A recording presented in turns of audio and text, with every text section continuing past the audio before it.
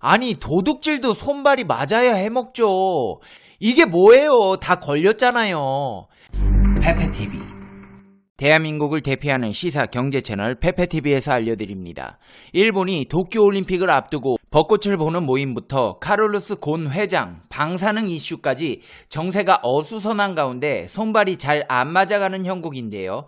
전 세계가 손가락질하며 니들 대체 뭐하는 거냐? 그런 데서 올림픽 하겠다는 거냐? 그냥 다 때려치우고 재염 작업이라 하라며 아주 망신 개망신을 당하고 있습니다. 얘는 지금 진짜 뭐하는 건가요? 저도 잘 모르겠네요. 도쿄올림픽을 앞두고 일본에서 벌어지는 포복절도 시트콤 같은 상황과 전 세계의 시선이 갑자기 대한민국으로 쏠리며 한국이 최고라고 하는 이유, 페페TV에서 알아보겠습니다. 페페TV 팩트 체크. 아베와 일본 법원이 손발이 잘 안 맞고 있습니다. 방사능 사고가 난 이후 일본의 원자력 발전소 이카타 원전 3호기에 대해 2017년 히로시마 고등재판소가 아소산의 분화 가능성을 지적하며 운전 금지를 명령했지만 2018년 9월 재판에선 이를 뒤집고 재가동을 결정해 같은 해 10월 운전이 재개되었습니다. 그러나 결국 일본 법원에서 지난 17일 에이메현에 있는 이카타 원전 3호기에 대해 결국에 운전금지 명령을 내렸습니다. 일본 법원도 어떻게 해야 할지 결정이 잘 안 서는지 허가했다, 금지했다 결정을 번복하며 오락가락하고 있는 겁니다. 교도통신에 따르면 히로시마 고등재판소는 지진 및 화산 폭발 위험을 이유로 이카타 원전 3호기의 운전을 중지해달라는 인근 주민들이 제기한 가처분 신청 항고심에서 1심 재판부의 기각 결정을 취소하고 인용 결정을 내렸습니다. 시코쿠 전력의 이카타 원전 3호기는 일본 원자력 규제위원회가 제시한 새로운 규제 기준에 따른 심사에 합격해 재가동된 9기의 원전 중 하나입니다. 이카타 원전 3호기는 당초 4월 27일부터 영업운전에 들어갈 계획이었지만 이날 법원의 결정으로 운전 재개는 불가능해졌습니다.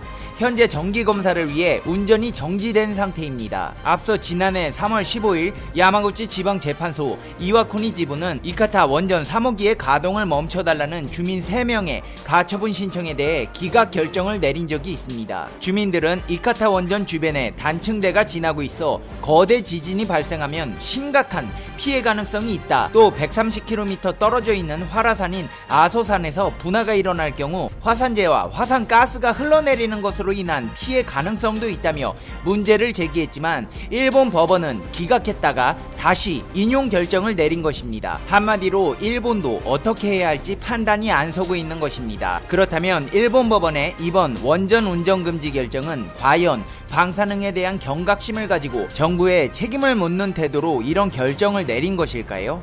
아닙니다. 그런 생각 없습니다. 왜냐고요? 후쿠시마 원전 사고의 형사 책임을 묻는 첫 재판에서 일본 법원은 원전을 운영한 도쿄전력의 정경영진들에 대해 무죄를 판결했기 때문입니다. 한마디로 일본 원전 사고는 책임지는 사람이 아무도 없다는 겁니다. 심지어 일본 지진조사 연구추진본부가 사고 전인 2002년에 대지진 발생 가능성을 예측했던 사실까지 뒤늦게 드러났습니다. 원전을 관리했던 도쿄전력이 사고 가능성을 알면서도 묵인했다는 의혹이 나오는 대목입니다. 결국 당시 도쿄전력 경영진들이 업무상 과실치사 혐의로 강제 기소되었습니다. 하지만 도쿄지방재판소는 가츠마타 전 회장 등 경영진 3명에게 형사 책임이 없다며 무죄 판결을 내렸습니다.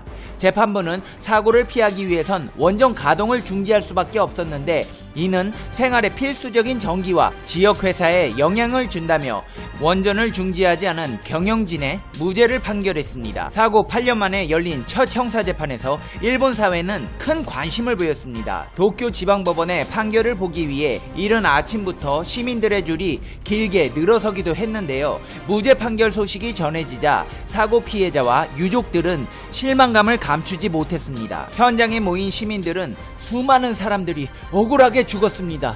그런데도 기업은 책임도 지지 않습니다. 그 누구도 사과하지 않았습니다. 이렇게 말도 안 되는 일이 어디 있습니까? 일본은 미래가 없습니다. 라며 울분을 토했습니다. 도쿄전력 측은 이번 판결과 관련해 회사 차원의 언급은 삼가하겠다며 모르쇠로 일관하고 있습니다. 아베의 벚꽃 스캔들부터 카를로스 곤 방사능 이슈까지 어수선한 가운데 이렇게 일본은 판결을 오락가락하며 갈피를 못 잡는 모습을 보여주고 있습니다.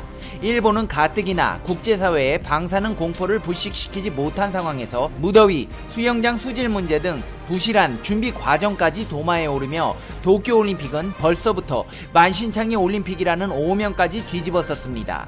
상황이 이런데도 다 괜찮다며 밀어붙이는 일본 정부와 달리 해외뿐 아니라 일본 국내에서도 우려의 목소리가 나오고 있는 상황입니다. 일본 경제침략대책특별위원회가 공개한 일본 방사능 오염 지도에 따르면 2020년 도쿄올림픽 경기장인 후쿠시마 아즈마 스타디움은 출입금지가 필요한 즉시 대피구역으로 분류됩니다. 원전 사고 이후 방사능 오염 정도를 측정하는 일본 시민단체 모두의 데이터가 공개한 자료를 바탕으로 한 지도에 따르면 올림픽 경기장은 즉시 대피해야 하는 재해지역입니다. 뿐만 아니라 올림픽이 열리는 도쿄 신국립경기장과 사이타마 스타디움은 자발적 대피지역으로 이바라키 스타디움과 미야기 스타디움은 방사능 관리구역으로 나타나기도 했습니다. 일본 도쿄올림픽의 문제점은 방사능이 다가 아닙니다. 방사능 못지않은 도쿄올림픽 조직위원회의 근심거리는 바로 무더위입니다. 도쿄올림픽 유치위원회는 2013년 1월 IOC에 제출한 유치 신청서를 통해 2020년 올림픽 기간 날씨를 선수들이 최상의 성적을 내는데 이상적이라고 주장했으나 현실은 그렇지 않습니다. 일본 올림픽은 7월 24일부터 8월 9일까지 40도에 육박하는 1년 중 가장 뜨거운 시기로 일본 정부의 더위지수 규정을 그대로 적용하면 도쿄올림픽 기간 17일 중 12일 정도는 야외 활동이 어려운 수준입니다. 작년 일본에서는 40도가 넘는 폭염이 잇따르면서 최소 15명이 사망하고 12,000여 명의 온열질환 환자가 발생한 가운데 7월 23일 도쿄 북부 구마가야에 설치된 대형 전자온도계가 낮 기온을 41도를 기록해 일본 사상 최고 기온 기록을 갱신했습니다. 근데 일본이 대책이라고 내놓은 방법이 아주 기가 막힙니다. 냉탕을 만드는 것입니다. SNS를 중심으로 일본이 무더위 대책으로 마라톤 결승선에 얼음을 띄운 냉탕을 준비한다는 소문이 돌기도 했습니다. 이런 소문이 돌았던 이유는 도쿄에서 열린 마라톤 그랜드 챔피언십에서 도쿄올림픽 조직위원회가 내년 올림픽 무더위 대책을 미리 시험해보는 과정에서 주최 측은 이례적으로 코스 양쪽에 텐트 및 미스트 샤워 장치를 설치했고 또 결승선 근처에는 냉탕을 설치하면서 불거졌습니다. 일본에서는 또 온도를 낮추기 위한 인공 눈을 뿌리는 실험까지 했으나 효과를 거두지 못했습니다. 도쿄올림픽 조직위원회는 경보와 마라톤 출발을 새벽 시간대로 옮겼고 100km가 넘는 열 차단제까지 바르는 등 온갖 아이디어를 쥐어짜내고 있습니다. 하지만 마땅히 뾰족한 해결책은 나오지 않고 있는 상황입니다. 경비 절감을 위한 도쿄올림픽의 노력도 빈축을 사고 있습니다. 도쿄올림픽 조직위원회는 앞서 2016년 자원봉사자 모집 공고를 내면서 모두 자비로 부담해야 한다고 했습니다. 총 38박 동안 저렴한 숙소를 이용해도 숙박비만 500만원에 달하는 것으로 계산됩니다. 한마디로 봉사활동 하러 가려면 500만원은 써야 한다는 겁니다. 아니 아베씨 이거 진짜 웃기네요. 봉사활동 하려면 500만원 정도는 써줘야 봉사활동인가요? 진짜 발상이 기가 막힙니다. 이렇게 기막힌 발상은 여기서 끝이 아닙니다. 이렇게 전방위적인 비판을 받아온 도쿄올림픽 조직위원회는 방사능 올림픽 이미지를 개선하기 위해 이미 언론에서 보도된 대로 골판지로 만든 침대를 사용하겠다며 이미지 개선에 나섰습니다. 뿐만 아니라 올림픽 기간 동안 선수들이 사용할 모든 가구와 소품을 재활용품을 이용해 만들겠다고 공언했습니다. 영국 BBC 보도에서 발표한 기사를 본 전 세계인들은 대체 무슨 생각으로 저런 생각을 한 것이냐며 어이없다는 분위기입니다. 그도 그럴 것이 이번에 제작되는 침대는 210cm 길이이며 200kg 안팎의 무게를 버틸 수 있게 제작됩니다. 한눈에 보기에도 조약한 이 침대에서 정상적인 컨디션으로 경기를 치를 수 있겠냐는 것입니다. 게다가 침대가 버틸 수 있는 무게가 200kg 밖에 안 돼서 무게가 많이 나가는 운동선수들은 난감해하며 한 명밖에 누울 수 없는 이 조약한 침대에서 강제 금욕기간을 갖게 되었다고 푸념을 늘어놓았습니다. 선수들이 누울 매트리스는 올림픽 일정이 모두 끝난 뒤 플라스틱 제품으로 재활용이 가능한 폴리에텔린 재질로 구성됩니다. 이번 올림픽과 패럴림픽에서 사용될 침대는 총 26,000개에 이르는 것으로 알려졌습니다. 올림픽 성화도 알루미늄 폐기물과 해양 플라스틱 폐기물을 조합해 선보일 예정입니다. 이를 두고 일각에서는 일본이 방사능 올림픽이라는 프레임을 재활용품 사용으로 타개하려는 것이 아니냐는 우려의 시선도 나오고 있습니다. 실제로 일본은 해양에서 많은 플라스틱 쓰레기를 버리는 국가 중에 하나이고 석탄 발전소 건설과 이로 인해 나온 석탄재를 한국으로 수출하는 등 환경 문제에 대한 인식이 부족한 국가 중에 하나입니다.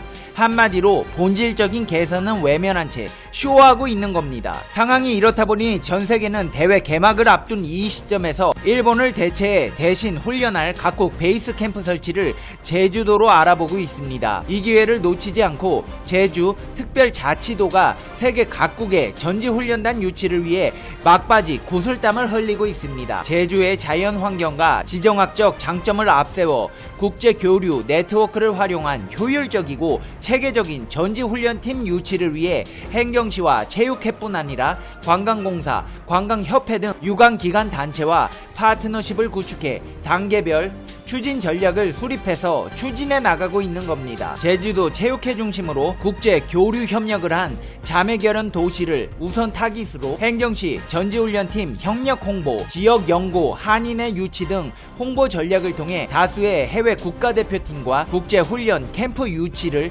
타진하고 있습니다. 제주도의 자매결연 도시는 말레이시아, 베트남, 중국 하이난성, 닝보시, 인도네시아, 스페인 등 5개국 7개 도시입니다. 그도 그럴 것이 일본의 국제적인 환경 문제가 거론되면서 천혜의 자연 환경과 온화한 기후, 국제 규격의 각종 실내외 경기장 인프라를 갖춘 제주가 최고의 전지훈련지로 더욱 각광받고 있는 것입니다. 제주도를 미리 방문해본 외국인 선수의 반응은 방사능으로 물들어버린 일본 올림픽을 취소하고 대한민국의 아름다운 섬 제주도에서 올림픽을 열었으면 좋았겠다고 말하며 극찬을 아끼지 않는 모습을 보였습니다. 이제 페페TV의 결론 듣겠습니다. Conclusion. 페페TV. 아베씨, 아니 도둑질도 손발이 맞아야 해먹죠. 방사능 숨기려면 일본 법원이랑 합을 좀 맞추고 해요. 이게 뭐예요? 다 걸렸잖아요. 뭐 하나 문제가 되지 않는 게 없네요. 그리고 골판지 침대는 아베씨나 쓰지. 그 무게 많이 나가는 선수들 종이 침대에서 어떻게 자라고 그런 침대를 내줘요. 손님을 홀드해도 유분수지. 이제 일본 가본 각국 선수들이 일본 여행 불매운동 동참하게 생겼습니다. 페페TV 시청자 여러분은 어떻게 생각하세요? 페페TV는 여러분의 생각이 궁금합니다. 댓글로 여러분의 생각을 남겨주세요. 여러분 새해 복 많이 받으세요. 새해 목표로 한 운동, 다이어트, 금연, 취업 등 계획하신 일들은 잘 진행되고 있으신가요? 새해 목표가 생각대로 잘 안 풀릴 수도 있습니다. 하지만 처음부터 잘 안 되더라도 너무 걱정하지 마세요. 결국 마지막에는 모든 것이 완벽하게 이루어지게 될 수밖에 없습니다. 일단 무엇보다 가장 소중한 당신을 아껴주세요. 살다 보면 챙길 사람도 많고 해야 할 일도 많아서 자신에게 소홀해지는데 세상에서 가장 소중한 당신을 한때의 부질없는 걱정과 고민들로 괴롭히지 마세요. 행복하기 위해서 불행했던 시간들을 의식적으로 버리십시오. 어떤 아쉬움이나 후회가 남는다면 그 또한 내일을 살아가게 하는 인생의 경험일 테니 괴념치 마세요. 천천히 가더라도 포기하지 않는다면 언젠가는 도착할 수 있습니다. 어떤 속도로 걷던지 하물며 잠시 멈춰가더라도 행복한 당신이 되길 가장 당신답게 살기를 응원하겠습니다. 2020년 새해에는 더 많이 웃고 더 적게 울며 문득문득 행복하시기를 바라겠습니다. 그럼 다음 영상에서 봬요. 안녕.